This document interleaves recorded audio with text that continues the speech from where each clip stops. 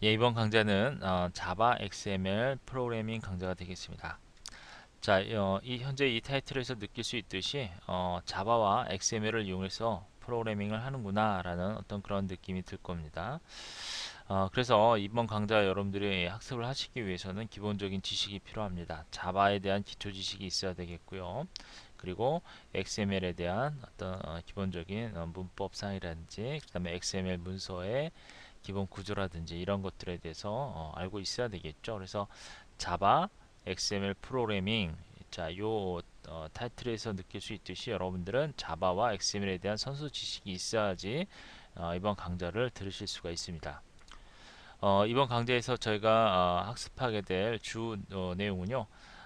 XML 문서를 처리하기 위한 자바 응용 프로그램 개발 방법이 되겠습니다. 따라서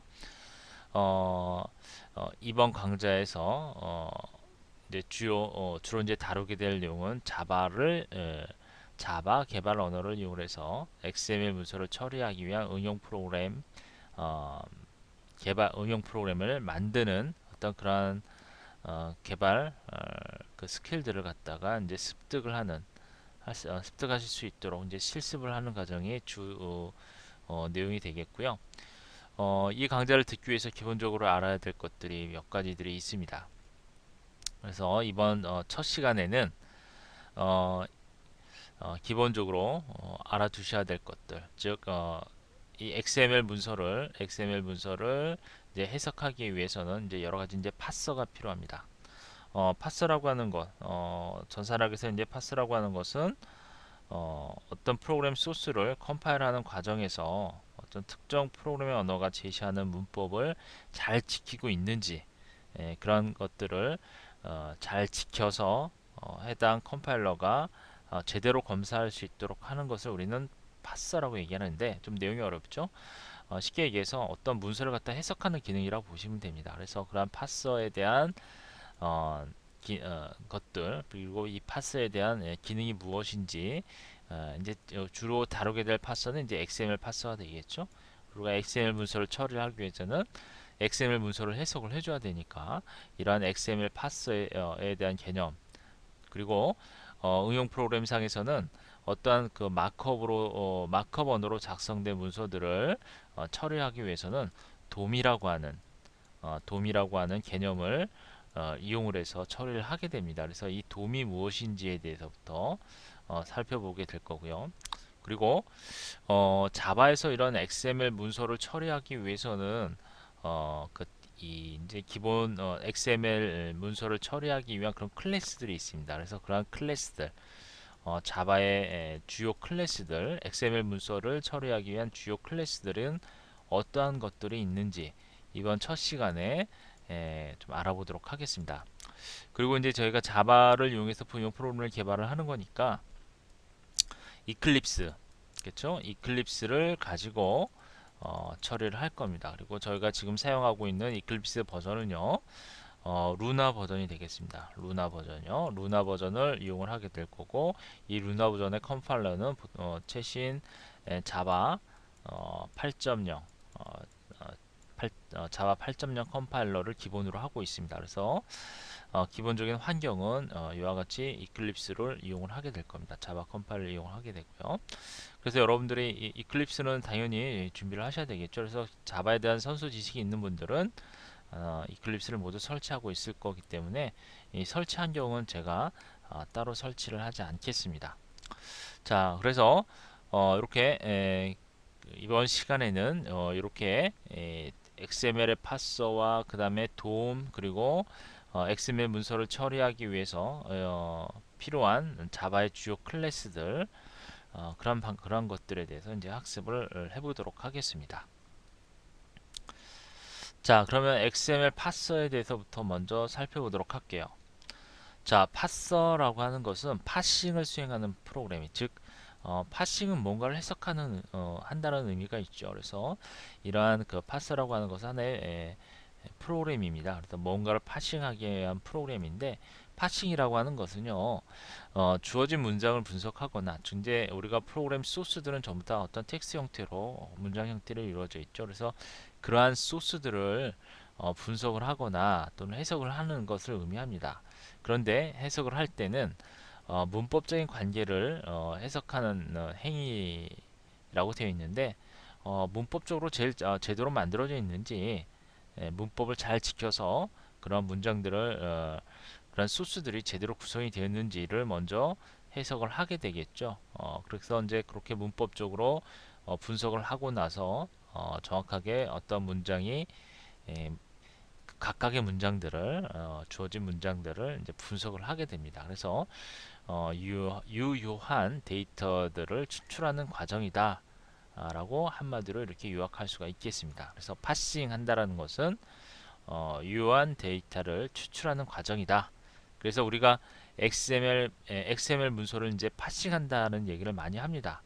실제 이제 개발 상황에서요. 그래서 XML 문서들 데이터들이 상당히 많기 때문에 그러한 문서 데이터들을 XML 데이터들을 처리를 한다라고 하는 것은 XML 문서를 XML을 파싱한다라고 얘기를 합니다. 그래서 이런 파싱이라고 하는 것은 그러한 XML 데이터들을 잘 분석을 해서 우리가 필요로 하는 유효한 데이터들을 갖다 추출하기 위해서 XML을 파싱한다고 얘기를 합니다.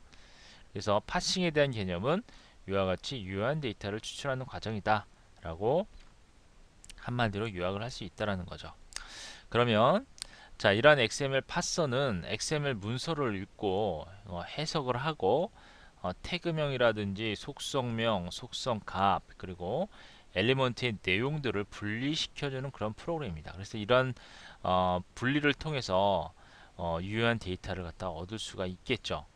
XML 문서는 뭐 기본적으로 태그가 들어가죠. 그래서 이런 태그가 들어가는 언어들은 우리가 보통 이제 마크업 언어라고 얘기를 합니다. 이런 마크업 언어의 대표적인 언어가 이제 HTML이라는 언어가 있죠.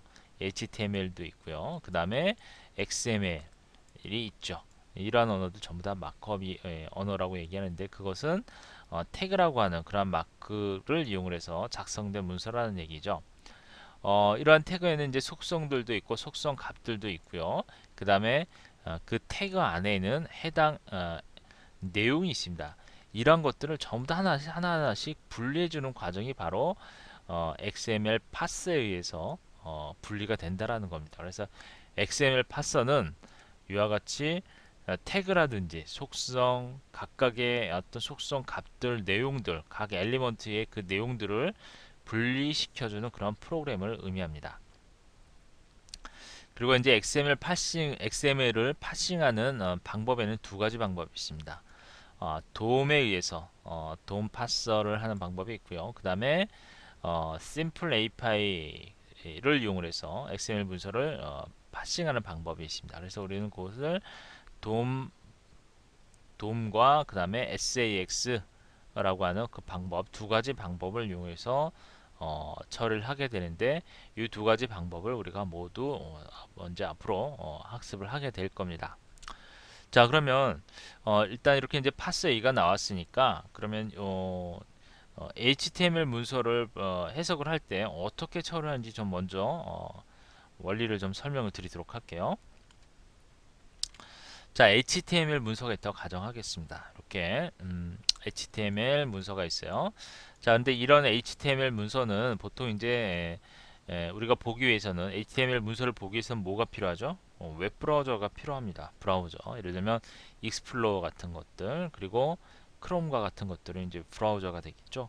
그런 브라우저들을 우리가 이용을 해서 HTML 문서를 보게 되는데 일단 HTML 문서를 보기 위해서는 기본적으로 서버에서 일단 다운을 받아야 되겠죠. 그래서 이거를 이렇게 좀 하도록 할게요. 자, 서버가 있다고 가정하겠습니다. 이렇게 웹 서버가 있어요. 웹 서버가 있고요. 이런 웹 서버 이제 사용자가 유저가 있습니다. 유저가 서버에 접속을 하게 되죠. 자, 이제 이때 이제 브라우저를 이용해서 접속을 하게 될 겁니다. 그렇죠? 브라우저라고 가정을 하고요. 익스플로러 같은 그런 프로그램이죠. 이렇게 이제 사용자가 요청을 하게 되죠. 이렇게 브라우저를 통해서 웹 서버에 요청을 하게 되면 이때 웹 서버에서는 HTML이라고 하는 문서를 제공을 하게 됩니다. 그렇죠? 자, 이때 이 경우에는 이렇게 이제 로컬 PC가 되는 거죠. 로컬 PC가 되겠고, 이것은 인터넷, 어, 그렇죠? 네트워크가 되겠고요. 인터넷 네트워크상을 통해서 이렇게 웹 서버로부터 HTML 문서를 다운을 받습니다. 자, 그러면 이렇게 HTML 문서를 다운을 받게 되면 사실 이러한 브라우저는 응용 프로그램이에요. 그렇죠? 익스플로러 같은 경우에는 마이크로소프트에서 제작한 그러한 응용 프로그램이 되는 거죠. 그래서 이런 응용 프로그램이라고 할 수가 있습니다. 자, 브라우저는 하나의 응용 프로그램이다. 자, 그런데 웹 서버를 통해서 다운을 받은 HTML 문서는 이렇게 브라우저를 통해서 유저에게 이제 보여지게 되죠. 그런데 이때 브라우저를 통해서 보게 되는 과정에서 이 HTML 문서를 이제 해석을 해야지만 해당 어, 화면을 볼 수가 있습니다. 웹 문서를 볼 수가 있는데 이때 웹 브라우저에서는요. 이 HTML 문서를 다운을 받으면 로컬 PC에서 다운을 받게 되면 이걸 처리하는 파서가 있습니다. 파서가 있어요. 그래서 이 응용 프로그램에서 HTML 문서를 해석하게 할 수 있도록 지시를 하게 됩니다. 해석을 할 수 있도록 파서에게 지시를 해줘요. 그러면 이 파서는 이 HTML 문서를 해석을 해서 그 해석된 내용을 갖다가 이렇게 응용 프로그램에게 다시 전달을 하는 과정이 필요합니다. 그래서 자, 우리가 사용자가 일단 웹서에 접속을 하게 되면 첫 번째 HTML 문서를 다운을 받게 되고요. 그 다음에 HTML 문서를 다운받게 되면 브라우저에서 이 HTML을 이제 즉 응용 프로그램에서죠. 응용 프로그램에서는 이 HTML 문서를 해석할 수 있도록 처리하는 과정이 필요하다는 거죠. 이 두 번째 과정이고요. 그 다음에 파스에서 이 HTML 문서를 해석을 한 다음에 그 다음에 이와 같이 처리한 내용을 응용 프로그램에게 다시 돌려줍니다. 그리고 그럼 사용자는 이 HTML 문서를 어떻게 돼요? 이 브라우저를 통해서 다시 이제 보게 되는 거죠. 그래서 사실은 이와 같은 과정을 거치면서 HTML 문서를 보게 되는 겁니다. 사실은요. 그런데 이런 파서는 자 이제 이런 파서는 여러분들이 브라우저 즉 윈도우에는 기본적으로 이러한 HTML 문서를 해석할 수 있는 파서가 있어요. 기본적으로 설치가 되어 있습니다. 프로그램상에서. MS에서 이제 마이크로소프트에서 만든 그런 파서 기능이 있기 때문에 자동으로 설치가 되어 있죠. 프로그램 자체가요. 이러한 과정을 이제 구체적으로 거치게 되는 겁니다. 사실상은요. 그러면 XML 문서는 어떻게 될까요? XML 문서도 역시 마찬가지입니다. 자, XML 문서도 한번 똑같은 방법으로 설명을 드리자면, XML 문서도 자, 어, 기본적으로 여러분들이 그 XML 문서는 브라우저를 설치하게 되면은 이제 보통 이제 윈도우를 보통 사용하고 있죠. 브라우저를 설치를 하게 되면 XML 파서 마이크로소프트에서 만든 그런 XML 파서가 설치가 되도록 되어 있습니다. 따라서 역시 같은 방법으로 XML 문서를 다운을 받게 되면 해당 브라우저에서 즉 응용 프로그램이 되겠죠. 그 응용 프로그램에서 똑같은 방법으로 해석을 하고 그 다음에 해석된 내용을 브라우저에서 확인을 하는 어떤 그러한 형태가 되는 거죠. 그래서 XML 문서도 이와 같이 파스를 이용해서 처리를 해서 그 해석된 내용을 사용자라든지 또는 응용 프로그램에서 읽어야 됩니다. 그러면 우리는 자바를 이용해서 자바로 개발된 응용 프로그램이 그 역할을 대신한다라는 거죠. 자바 응용 프로그램. 자바 응용 프로그램이 XML 문서를 해석하기 위해서는 XML 문서를 처리하기 위해서는 어떠한 과정을 거치냐면 자, 이 부분도 좀 설명을 드리자면 자, 로컬 PC가 있습니다. 자, 로컬 이거는 이제 해당 PC가 되겠죠. 해당 PC가 되겠고 그 다음에 네트워크상이 있습니다. 네트워크를 통해서 웹 서버가 필요하겠죠. 자, 여기는 이제 뭐 서버라고 그냥 가정을 할게요. 서버라고 가정을 하고 자, 네트워크상에서 저기 뭐 인터넷이 좋습니다. 뭐 인터넷이라고 가정을 할게요. 그러면 XML 문서를 다운을 받습니다. 자, XML 문서를 다운을 받게 되면 요거를 처리하기 위한 자바 응용 프로그램이 필요할 거예요. 그래서 자바 어플리케이션이 필요합니다. 우리가 이제 이러한 응용 프로그램을 만들게 되는 거죠.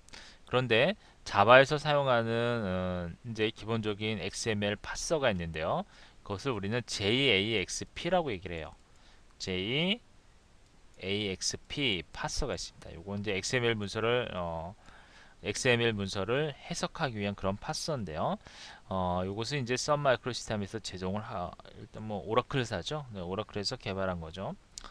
자, 일단 요것을 XML 문서를 다운을 받게 되면 이 XML 문서를 자바 응용 프로그램에서는 이 JXP에서 해석할 수 있도록 딱 지시를 해줘야 되겠죠. 이렇게 이제 해석을 지시를 하게 되면 요 파스에 의해서 해석된 내용들이 있겠죠.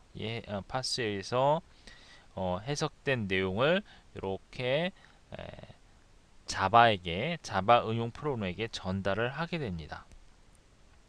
이때 해석을 할 때 돔이라고 하는 객체가 생성이 돼요.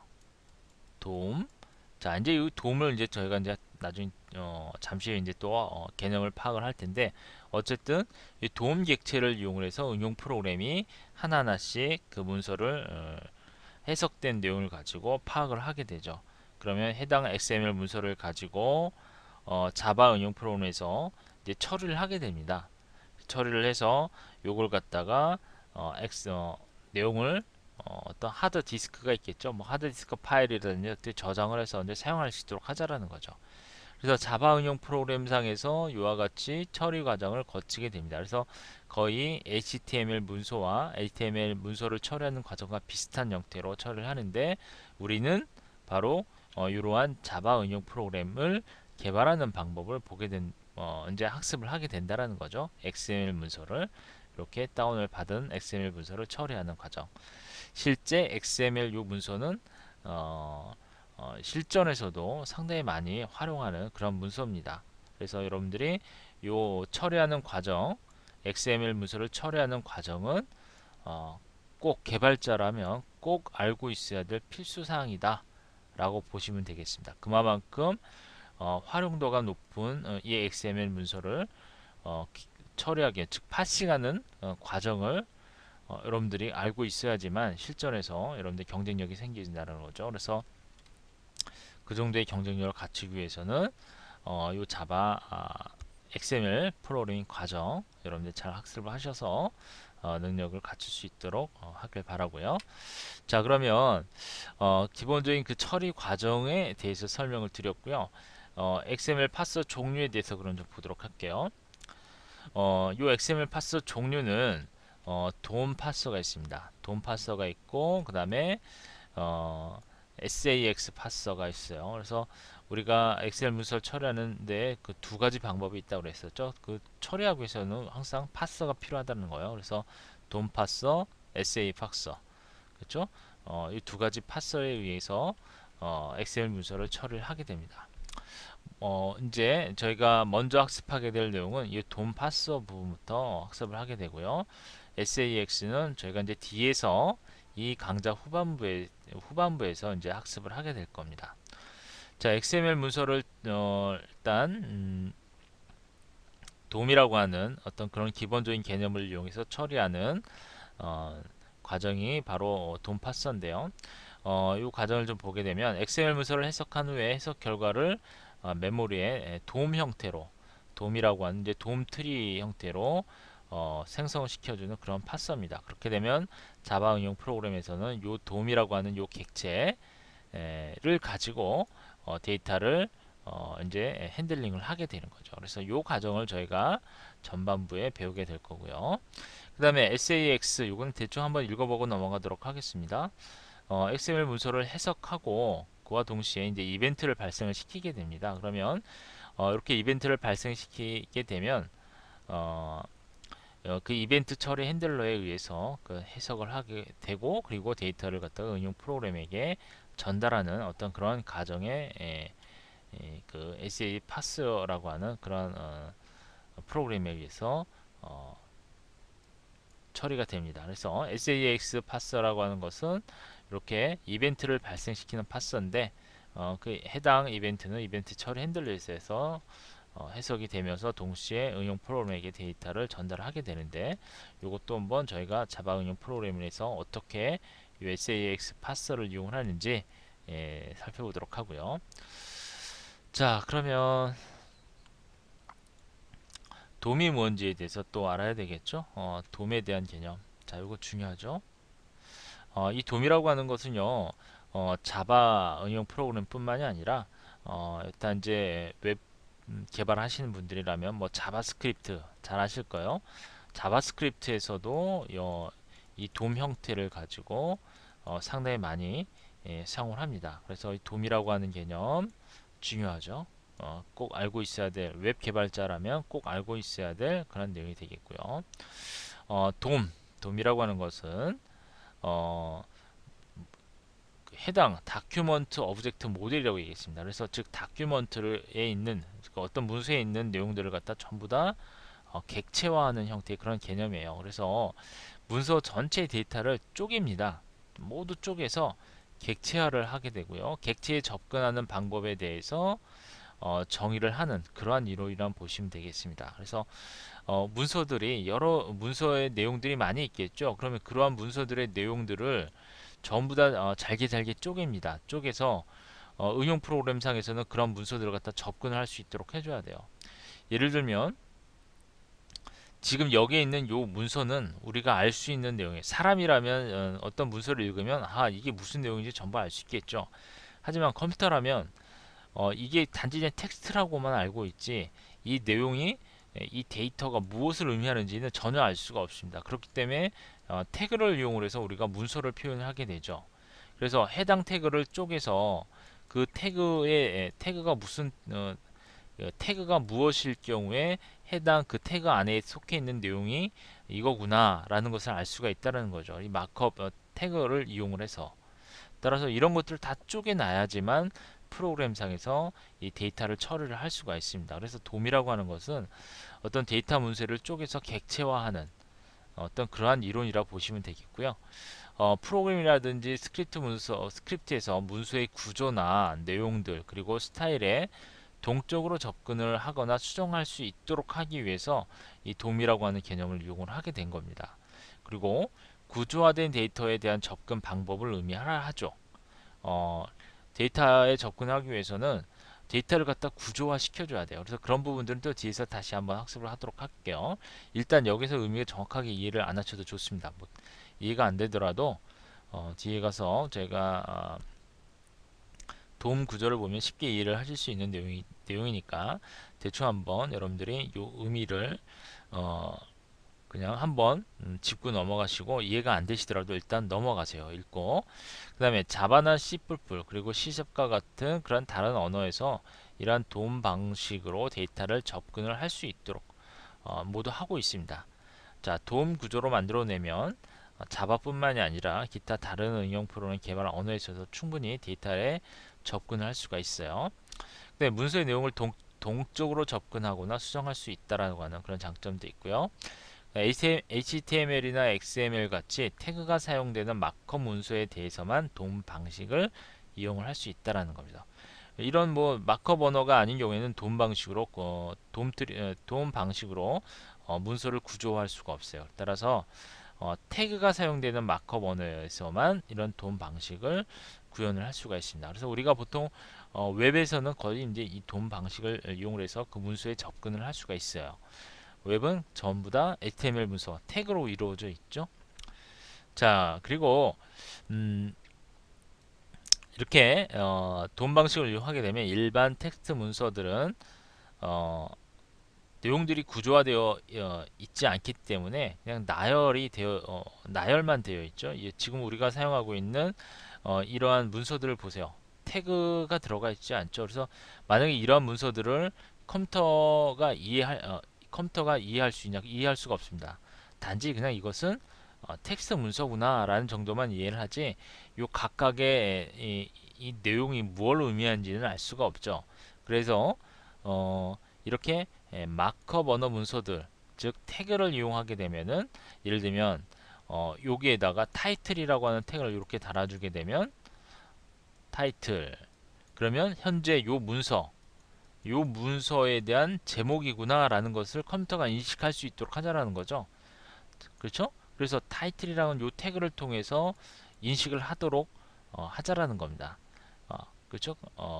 사람 같은 경우에는 이 문서를 딱 봤을 때, 이게 제목이다 라는 것을 쉽게 인식을 할 수 있지만 컴퓨터는 그게 안 된다라는 거예요. 그래서 이렇게 마커 문서들은 내용이 서로 연관관계를 갖고 있기 때문에 이렇게 돔 방식을 이용을 해서 제목, 그리고 여기는 뭐 내용, 이런 형태로 마커 번호로 관계를 지어주게 되면 돔 방식을 이용하게 되면 이런 것들을 구조화할 수 있다라는 그런 개념이 되겠습니다.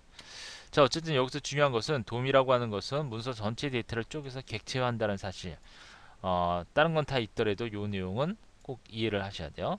문서의 전체 데이터를 쪼개서 객체에 접근을 하겠다. 객체를 화하고 그 객체에 쪼갠 내용을 갖다가 접근을 하기 위한 그러한 이론이 바로 돔이다. 이 정도로만 여러분들이 이해를 하셔도 되겠습니다. 그러면 돔 트리 구조를 좀 보도록 할게요. 자, 왼쪽에 있는 이 문서는 XML 문서입니다. XML 문서, 즉 이렇게 태그들로 구성이 되어 있죠. 그리고 이 도서 리스트에는 책이라고 하는 자식 엘리먼트들이 이렇게 있어요. 두 개의 자식 엘리먼트들이 있죠. 그러면 이러한 문서들을 돔 트리 구조 형태로 구조화를 하면 이와 같이 그림으로 분석을 할 수가 있습니다. 자, 우선 루트 엘리먼트 가장 최상위 엘리먼트는 다큐먼트 형태로 구성이 되는데요. 여기서 이제 다큐먼트 객체가 됩니다. 저희가 이제 다큐먼트 객체 하나의 문서라는 의미죠. 그래서 다큐먼트 객체인데 이 다큐먼트 객체의 최상의 루트 엘리먼트는 도서 엘리먼트가 있고요. 우리는 이걸 노드라고 얘기를 하죠. 자, 도서 리스트가 있고 도서 리스트에는 이와 같이 책이라고 하는 엘리먼트, 그 다음에 책이라고 하는 엘리먼트를 잘 분석을 하면 옆에 컴퓨터라고 하는 분류라고 하는 속성이 있습니다. 그리고 그 분류라고 하는 놈 밑에는 컴퓨터라고 하는 내용의 속성 값이 들어있죠. 그리고 책 밑에는 제목, 저자라고 하는 또 자식 엘리먼트들이 있고 이러한 자식 엘리먼트 밑에 보면 XML은 자바엔 XML, 그 다음에 저자라고 하는 해당 컨텐츠 내용이 들어있죠. 이런 식으로 하나의 구조화 시키는 과정을 돔이라고 얘기를 하고, 그리고 이러한 구조를 돔 트리라고 얘기를 합니다. 돔 트리 구조라고 얘기해요. 그렇게 되면 우리는 이러한 구조를 통해서 응용 프로그램이 해당 요 각각의 객체 이런 것들을 전부 다 하나하나씩 객체라고 얘기를 합니다. 지금 현재 요 문서를 전부 다 쪼갰죠. 도서 리스트, 그 다음에 책, 분류, 제목, 그 다음에 해당 내용들, 이런 전부 다 텍스트 노드라고 그러죠. 이런 것들을 이렇게 전부 다 분류시키는 과정을 우리는 어, 그 파서에 의해서 분류를 한다고 얘기를 하고, 그리고 돔 파서가 바로 이러한 트리 구조로 메모리에 올려놓게 되면 응용 프로그램 상에서는 이러한 구조를 가지고 문서를 처리를 할 수 있게 되는 겁니다.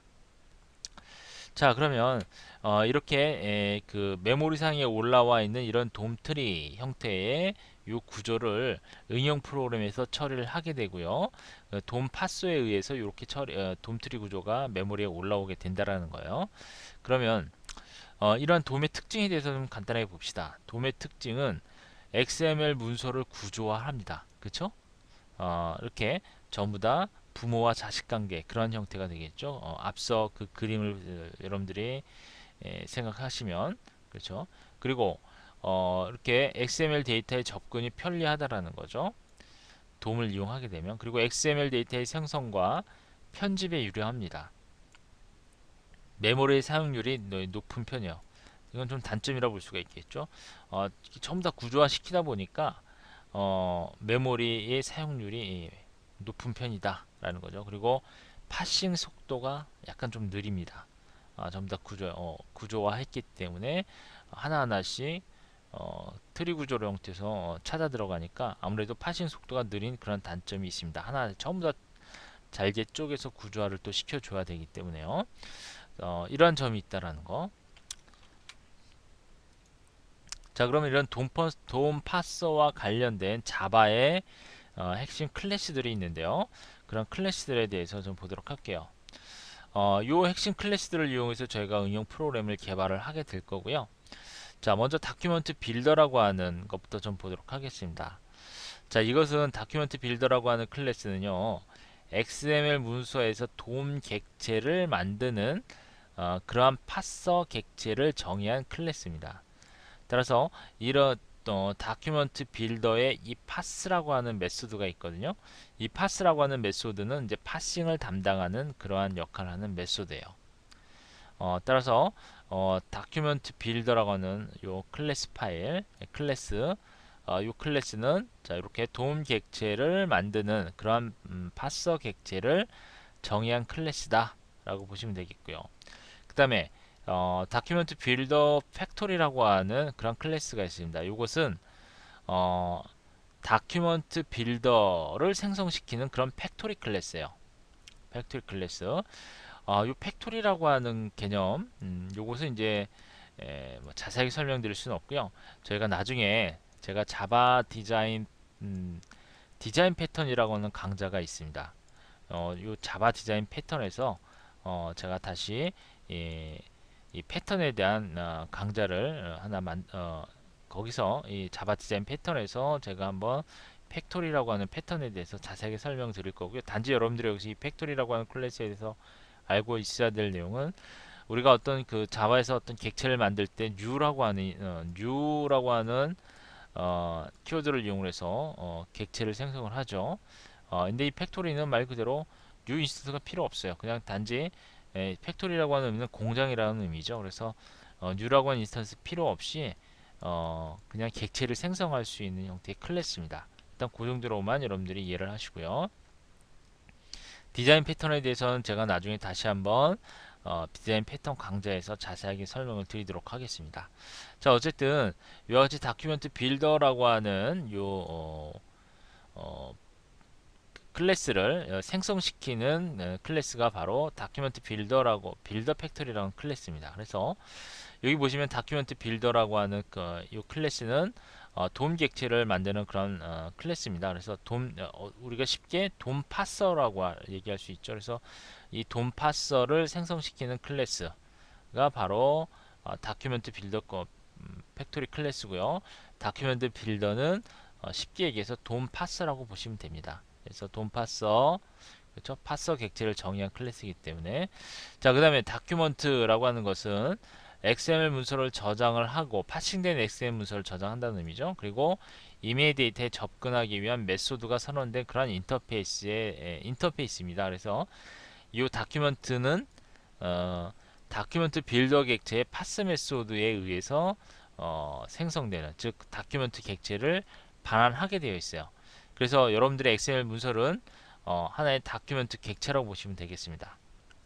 자, 요거 그래서 요 세 개의 클래스의 관계를 정확하게 이해를 하셔야 돼요. 돔 파서 하게 되면 다큐멘트 빌더를 우리는 돔 파서라고 얘기를 할 수가 있고요. 이런 돔 파서를 우리가 생성하기 위해서는 다큐멘트 빌더 팩토리라고 하는 요 클래스를 이용해서 요 돔 파서를 생성할 수 있고, 이 돔 파서에 다큐멘트 빌더의 그 파스라고 하는 메소드를 실행하게 되면 이 다큐멘트 객체를 얻어올 수 있는데, 이 다큐멘트 객체가 XML 문서와 같다고 보시면 되겠습니다. 그래서 이 다큐멘트 객체를 이용해서 XML 문서를 접근을 하고 XML 문서에 대한 여러 가지 데이터들을 어떻게요?